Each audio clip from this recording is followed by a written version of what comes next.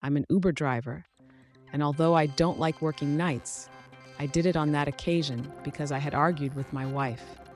She suspected that I had a lover, which was partly true. I had recently met a young woman who got into my car, and we had become good friends. We had already dated a couple of times, but I could not confess to my wife such slip. I felt that I still loved her, and that young girl was just an adventure.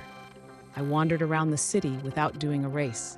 Last midnight, I picked up an old man who made me walk almost the whole city. He seemed not to know where he was going. The more disoriented I saw, the more annoyed I got.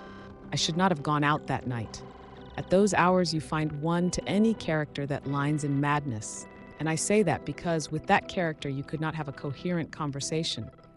I looked at him through the rearview mirror, and more than a madman, I saw a beggar who was just looking for company and the heating of my car.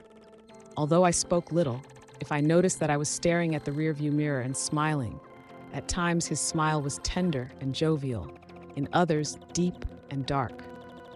When his smile was this last, the car was filled with an unexplainable cold. Several times checked the heating, believing it was I had broken down. Every time I thought of telling that strange character to get out of my car, as if he read my mind, he spoke to me and said to me, on the next right or left, was that one of the most annoying races of all my days as driver. It was the third time we passed by the General Hospital, the largest in town. Upset, I went to tell him to get out of my car. I didn't mind losing all that time.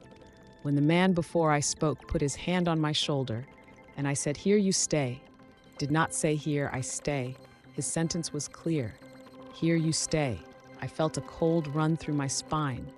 A deadly cold would think after what I lived. Turned back immediately to tell him what I was talking about, but the man had disappeared. Same moment, I felt an oppression in the chest, and this one transformed into pain. I got out of the car and ran to the emergency door of the hospital. There, without explaining much, I told the watchman, "I'm dying," and really that's how I felt. Thanks to this, very soon a nurse admitted me to the hospital, and they took care of me. It was a heart attack or something. Where I was farther from the hospital, I would not have survived.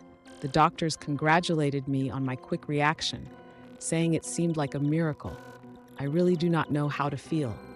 For me, I was touched by death. My wife was the first to appear in the hospital. I confessed to my slip. I also swore that something like this would never happen again. What I lived had been a warning. That's been 2 years ago, and my wife and I lived happy. I don't know who that is character, whether good or bad, but on that occasion, it saved me from a certain death. Few times I went back to work at night, not only for that occasion, but because I really bother that shift. One night I was not on duty. I had just gone out to buy something for dinner. When passing by a lonely alley, I saw it was the same man that night. Raised my hand not in a stop sign, more like a goodbye. I felt a cold run through all my skin, the same I felt when that character put his hand on my shoulder. I thought if at that moment I had it again, a heart attack couldn't go anywhere. I thought about my death. That man, as if he read my mind, smiled and disappeared before my eyes, always with his hand raised as a farewell. Luckily, nothing happened, and I returned home safe and sound.